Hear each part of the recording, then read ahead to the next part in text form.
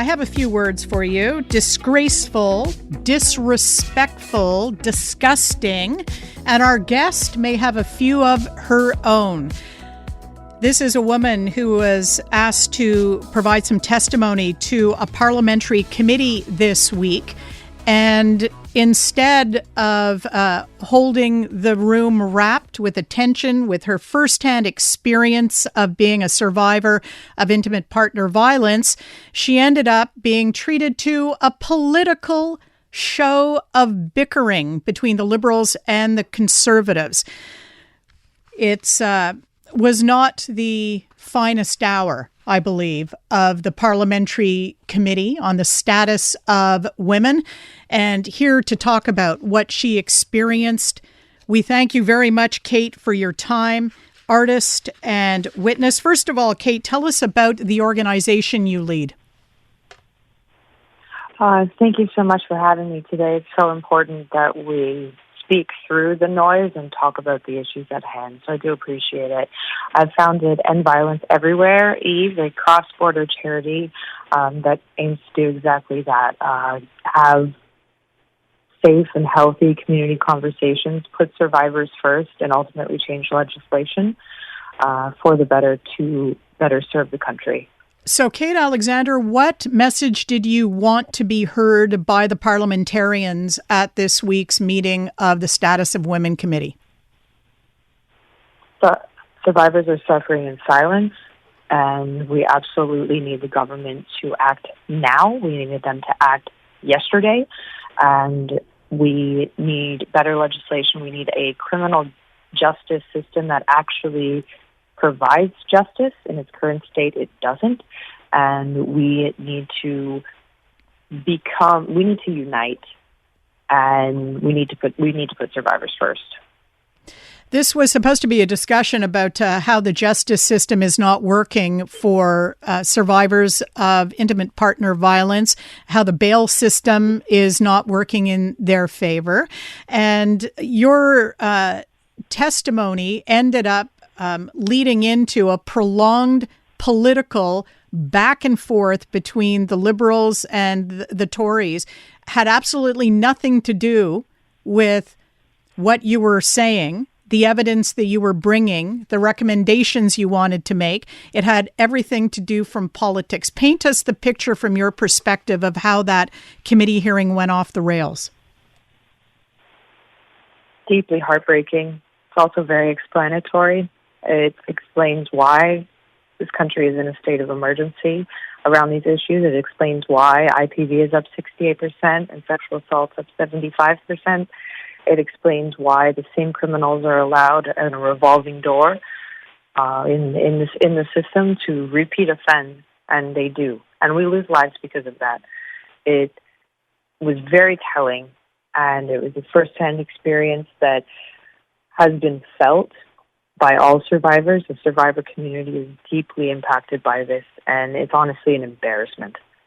You ended up walking out. So did an expert witness who was asked to speak from Peel Regional Police. Deputy Police Chief Megan Walker got up and walked out as well after being treated to this bickering by the Liberal and Conservative MPs. And she even said, she shouted at the committee how, as an advocate for women, she had never seen such behavior.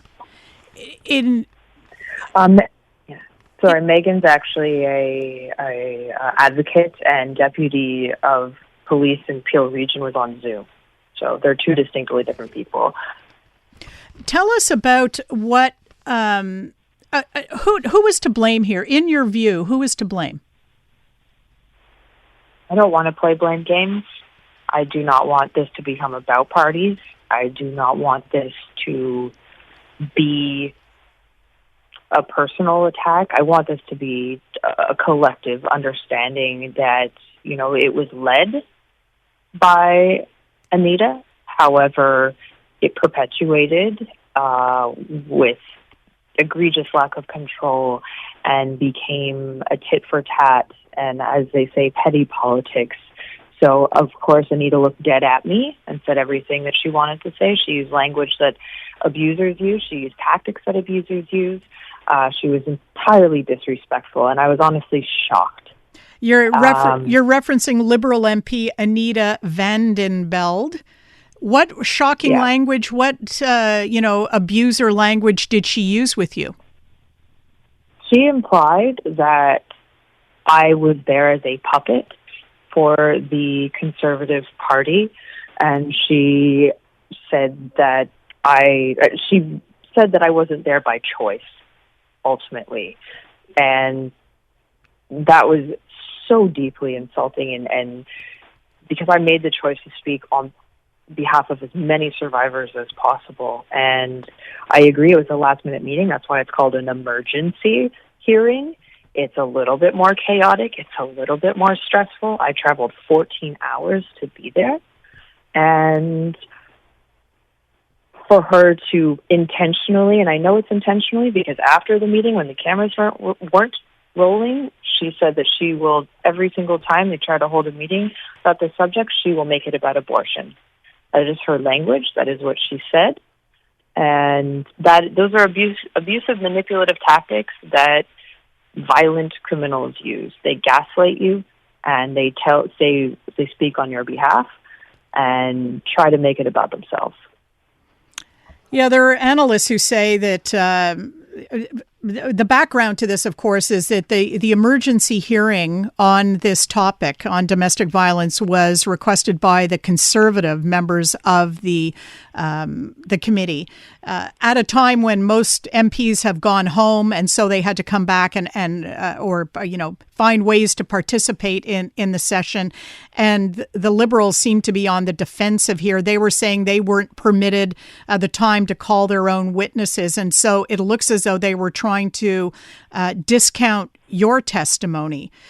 You've asked for an apology from Liberal MP Anita van den Belde for hijacking the meeting and for the language she used with you. Have you received one from her? Not directly.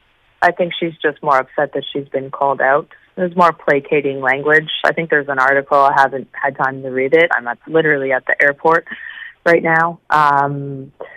I don't know what the inner workings of how the meeting got called. I don't even know who called. I got a call from the clerk, and I said yes.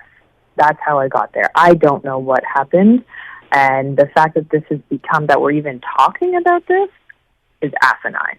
We should be focused on the issue at hand. We should be focused on the families who have lost their children. We should be focused on the survivors that are still in the struggle. I do not want to talk about the Conservatives versus the Liberal. I don't care what party you're from. I'm nonpartisan, and I just want to talk about this issue and pass new legislation.